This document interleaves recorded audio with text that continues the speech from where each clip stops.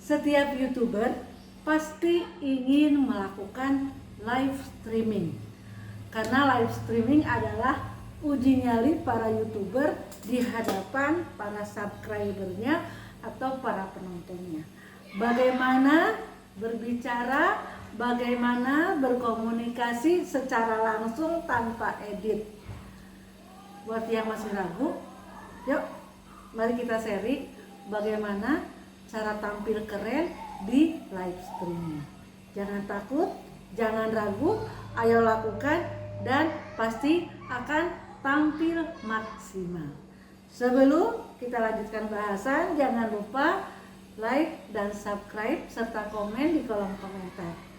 Terima kasih. Bismillahirrahmanirrahim.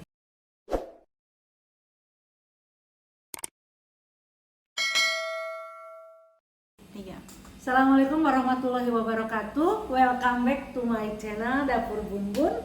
Hari ini kita akan sharing bagaimana tampil maksimal, tampil keren di live streaming. Live streaming adalah satu challenge buat para YouTuber untuk tampil langsung di hadapan penonton atau subscribernya. Ya. Ada banyak yang masih ragu, ada banyak yang masih pikir-pikir untuk melakukannya karena belum siap. Nah, setelah nonton bahasan ini, jangan ragu lagi, jangan tunda lagi. Lakukan live streaming dengan para subscriber, menyapa para penontonnya di acara langsung. Jadi ketika kita mau live streaming, teman-teman, hal pertama yang bisa kita lakukan adalah latihan bicara dengan diri sendiri sesering mungkin. Ya, coba berlatih bicara. Tapi jangan di tempat umum, karena kalau kita bicara sendirinya di tempat umum, jangan-jangan orang mengira kita perlu obat atau kita telat obat.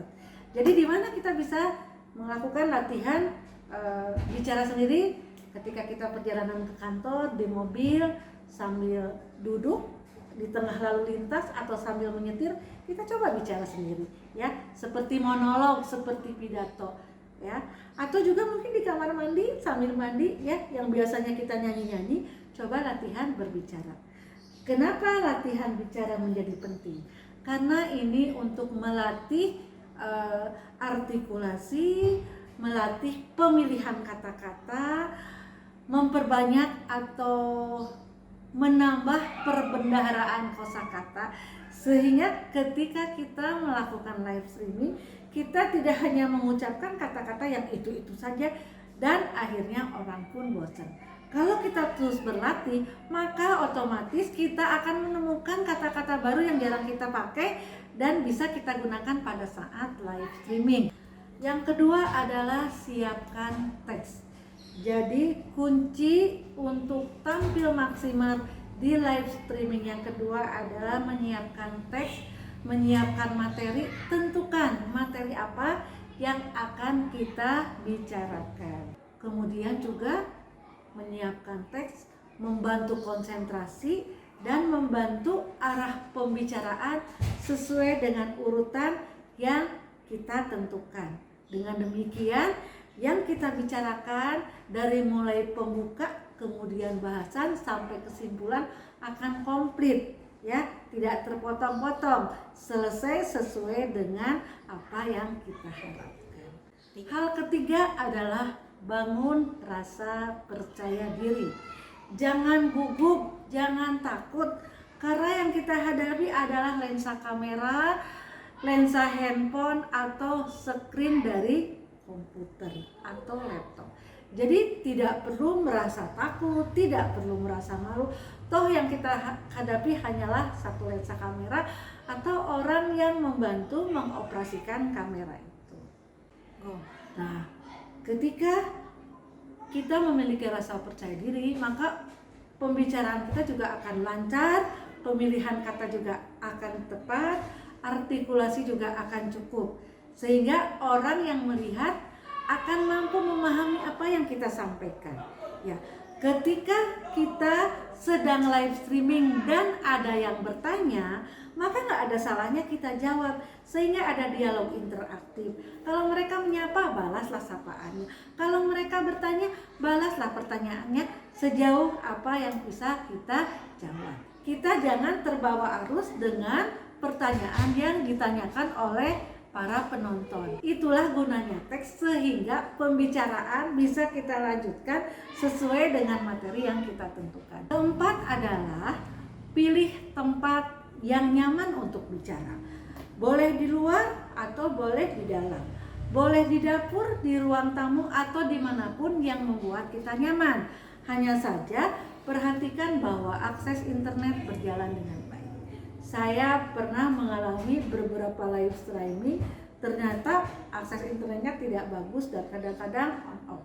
Jadi hal ini harus kita perhatikan supaya ketika pembicaraan sedang seru-serunya tiba-tiba internet terputus dan pembicaraan pun juga tidak bisa dilanjutkan. Jadi cari tempat yang nyaman. Dan hal kelima yang saya sarankan ya Bun, ini opsional, sedikit merias diri tak ada salahnya.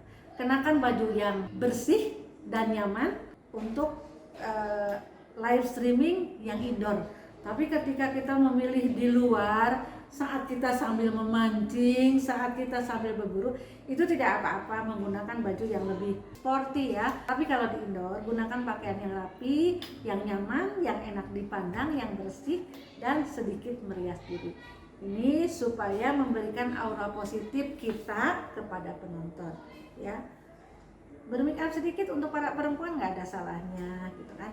Jadi supaya tampil lebih menarik, tampil lebih segar di hadapan kamera. Terakhir, teruslah berlatih Bun. Ketika selesai live streaming, sisihkan waktu untuk menonton ulang ya. Kemudian lakukan evaluasi. Oh, kekurangan kita di mana? Selanjutnya ketika kita live streaming lagi, kita harus merubah apa yang dirasa kita kurang. Oh, ternyata saya punya kekuatan di sini. Maka itu bisa diteruskan pada saat kita mengulang live streaming.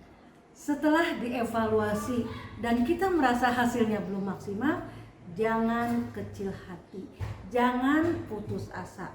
Coba lagi, live streaming lagi, karena jam terbang akan mempengaruhi kualitas yang kita lakukan. Jadi kita belajar di proses, kita belajar kekurangan dari proses, kita belajar kegagalan dari proses untuk menghasilkan hasil yang lebih baik dari hari ke hari. Kunci dari live streaming ini adalah tulus, interaktif, dan komunikatif, supaya tumbuh intensitas hubungan antara kita dengan para penonton, kendati hubungan itu hanya sebatas virtual. Tapi dengan adanya intensitas, maka kendala seperti batasan jarak, batasan usia menjadi tereliminir. Akan ada keakraban yang terbangun antara kita dengan subscriber. Demikian teman-teman bahasan kita mengenai bagaimana cara tampil maksimal ketika kita live streaming ya. Kewajiban kita adalah menyajikan upload atau postingan yang menarik dan bermanfaat. Masalah sukses atau tidak itu sangat relatif, karena setiap orang punya alat ukur untuk mengukur kesuksesan. Bisa uang, popularitas, atau aktualisasi diri. Apapun yang menjadi alat ukur sukses kita, kewajiban kita adalah memberikan yang terbaik, bermanfaat, sehingga menjadi amal jariah kita, dan bukan sebaiknya menumbuhkan atau mengumpulkan dosa jariah. Demikian, semoga bermanfaat. Billahi taufiq wal hidayah. Wassalamualaikum warahmatullahi wabarakatuh.